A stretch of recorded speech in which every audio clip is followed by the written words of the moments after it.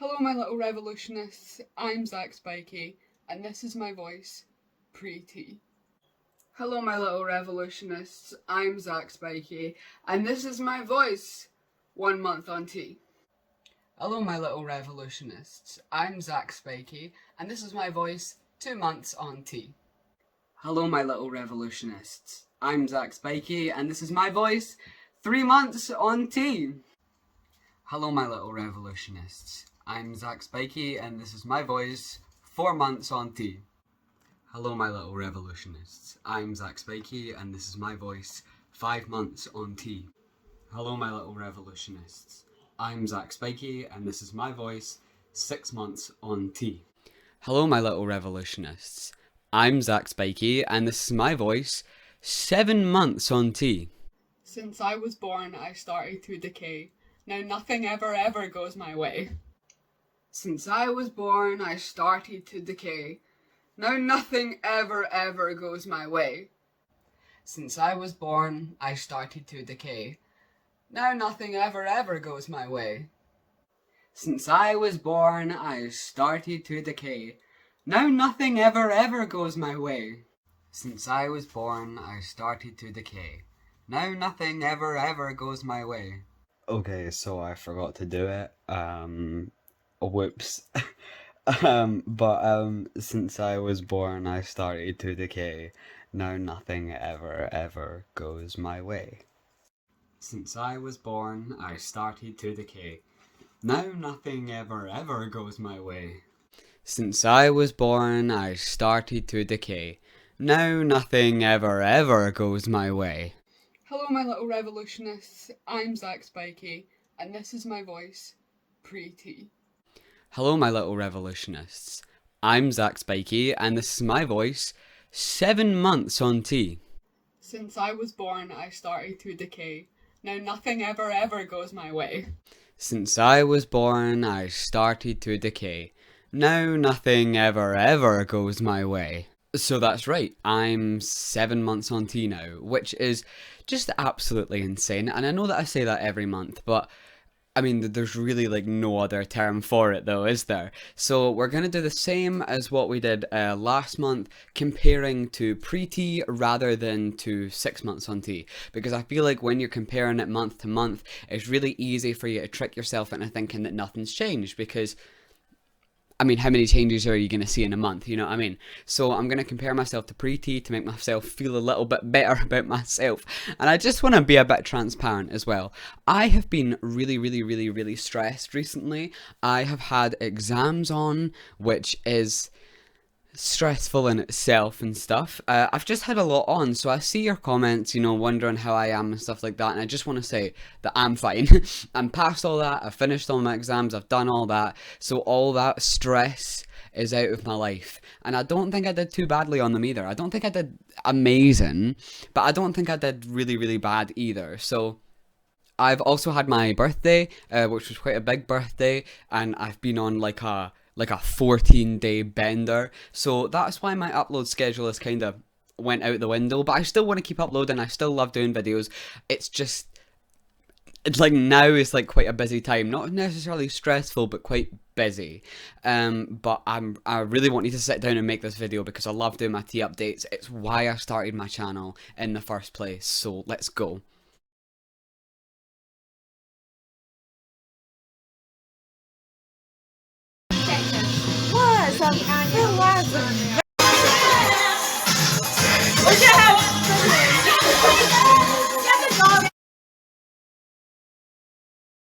So the first change that you saw there was my voice. I really do feel like my voice has dropped a little bit this month as well. I find it really difficult to control the volume of my voice as well, and what I'm doing with it. Sounds that I don't intend to make come out. So that's taken a little bit of getting used to, but I really like my voice. I'm really happy with it. I think that if my voice stopped dropping now, I'd be happy with it, to be honest with you. If it continues to drop, then that's fantastic, but I'm really happy with where it's at now. Honestly, like there's just so many problems in my life that have just completely disappeared because my voice has changed. I can phone companies now, which I need to do quite a lot, but I couldn't do it before. And I can do it no bother now. I used to always go out of my way to email them, and then it would take months to hear stuff back because emailing is just so much slower than, you know, like phoning a company and stuff. So I can do that now. You know, I can, like, there's just so many little things that added up and added up and added up and made my life seem hell that have just completely disappeared now that my voice has dropped. So this is the first of the comparison pictures, and we're going to compare myself pre-T to myself 7 months on T.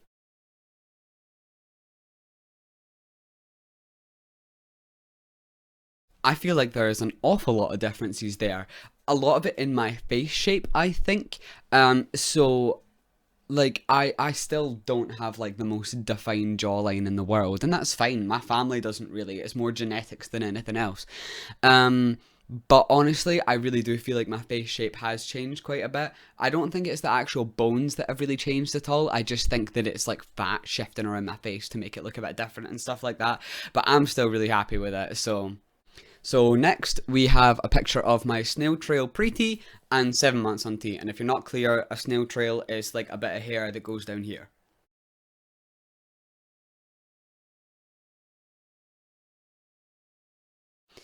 I just think that's really cool because like that area, like my whole sort of abdomen and stuff, is always been an area that I'm not really comfortable with because I do sort of have like weight issues and stuff. So it's always been an area that I've never really been comfortable with. So to have that bit of like gender euphoria there, as small as it may be. So the next comparison pictures are my arm hair pre-T and 7 months on T.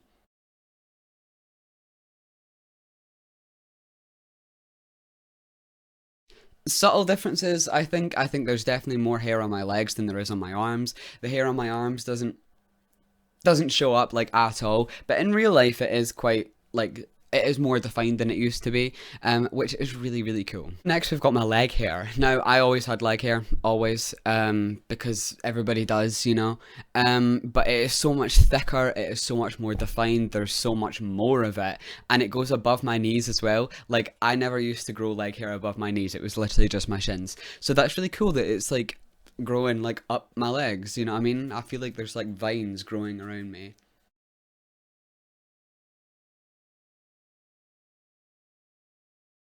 Now we have my mustache. Now, my whole family doesn't have very good facial hair, so this is more genetics than anything else, but there is a little something there. So, pre-T, 7 months on T.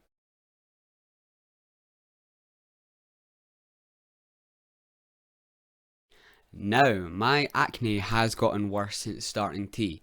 It's not the worst that my acne has ever been. This is probably the worst my acne's ever been.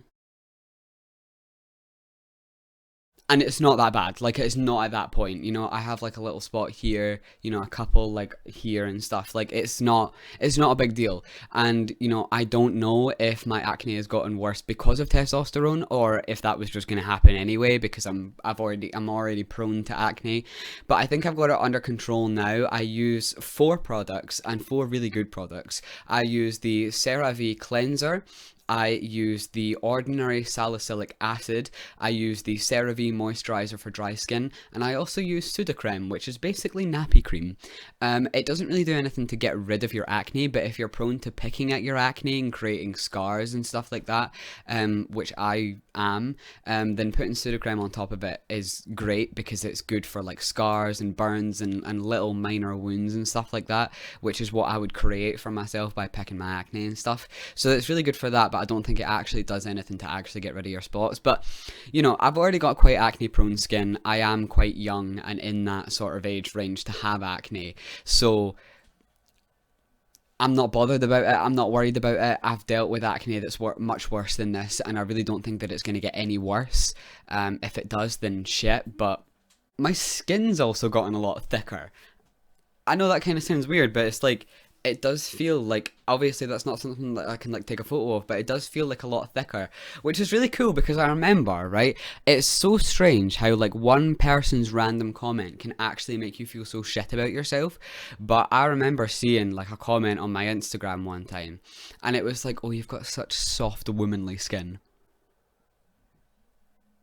And it's bothered me ever since, but you know what, you can't say that anymore because I don't. Here's a weird one. My sexuality. Now, I don't think that my sexuality has actually changed because of testosterone. I think that I'm just becoming more comfortable in myself, and then that's allowing my sexuality to sort of shine through. I've always identified as gay, always, and I think I probably still will continue to. But recently I've been having a bit of a crisis because I've been finding like a lot of women really attractive, you know? And I don't know, I don't think it's enough for me to label myself as bisexual or pansexual or anything like that. So for the time being, I'm still gay. But I just think I'm becoming more confident in myself as it goes on. So it's not actually testosterone that's changed my sexuality. I'm just more comfortable and more open to exploring different options, you know? So now we're going to do some mental changes. I think that a lot of the mental changes that I've had on T have been as significant as the physical changes. And they have been because of the physical, if that makes sense. But anyway, anyway, I don't remember the last time that I had a panic attack. And I used to get them really, really bad. Like, I remember, like, sitting with my dad one time. I think it was maybe the first or maybe the second panic attack that I've ever had. And I actually kept saying to him over and over, Dad, I'm dying. I'm dying. Because you do get that sense of impending doom, which you would get with a heart attack. That's often one of the first... Oh, that's often one of the first signs. Oh, no, I fucked my mic now. As I was saying, that's often one of the first signs of a heart attack, the sense of impending doom that you get. And that's what I used to get with panic attacks. And I used to say to my dad over and over and over, Dad, I'm dying, I'm having a heart attack, you need to help me. And I wasn't, but I really did feel like I was, going through that. And most of the time it was because of trans issues that I was having and stuff, and just not being able to, like, live my life, you know what I mean? So to not deal with that anymore is, I can't even explain it. I can't even explain it because it had such a hold on my life and it could strike at literally any time. Like at any moment I could be like on the floor having a panic attack thinking that I'm dying. And that brought a lot of anxiety with it as well because I never knew when it was going to happen. Is it going to happen at the fucking family barbecue? Yes, it did. You know, and to just not have to deal with that anymore is just, I can't even explain it, you know? And I can honestly say that being trans was my biggest issue. You know, my gender dysphoria and suffering with it was my biggest problem. Because life has problems, you know what I mean? Like you go through things and stuff like that, of course. And I have those. I have struggles just like everybody else, but that's right, just like everybody else. You know what I mean? I worry about like what to eat for dinner. Or like if, like we got like new like heating installed, like, and it broke like the day after, and I was like worrying about that. But this is just normal shit that people deal with. This isn't like a constant everyday battle with myself, you know what I mean?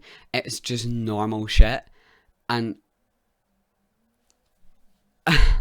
I've left education, not outing like if I went to like college or like high school or whatever, but I've left education like just a few days ago. And I'm ready to like get out there and like get a job. I've been learning how to drive. I've got my 10th driving lesson on Sunday coming. Just shit is like really going up for me. I'm going out on Friday to a place in Glasgow. It's just, I just couldn't imagine like doing this when I was pre-T. Like, see if I went back and told my pre-T self, you'll be doing this and you'll be doing that, you'll be doing this. You know, you'll be learning how to drive, you'll be going out drinking, you'll be just doing things that you've always wanted to do. You know, you'll be going to parties, you'll be hosting parties. I hosted my own birthday party, and I would never have done any of that before testosterone. And it's such a sad thought that that's what my life was like, but it's also a happy thought that that's not what my life is like anymore, and I can actually just get out there and just live my fucking life like everybody else. And I'm buzzing for it. And I'm sorry, because I know that my 6 month on T video was a bit flat, and it was because I was going through all the exams and stuff, and I was just hit with exam after exam after exam, and I was like, I can't fucking do this. I wasn't not happy about the changes or anything like that. I was buzzing for it, but I just wasn't my usual bubbly self. I was really burned out, and I was really stressed and tired. So I'm feeling a lot more like myself now, which is fantastic. And I just thank you so much for always helping me and getting me through, because I started my channel to document my transition and then quickly realised that I was nowhere near transitioning. So it was over a year that I kept my channel going before I started testosterone. And I'm not going to stop. I'm not going to stop when I get top surgery. I'm not going to stop when I'm 4 years on T. I'm not going to stop uploading on YouTube because I like it. And I like yous. I like you revolutionists, you comrades, you know what I mean? I like all of you. I know a lot of you. I see all the same people commenting, and it just means a lot to me. It really does. That got quite emotional. But thank you very much for watching, comrades. Like, seriously. And I will see you in the next one.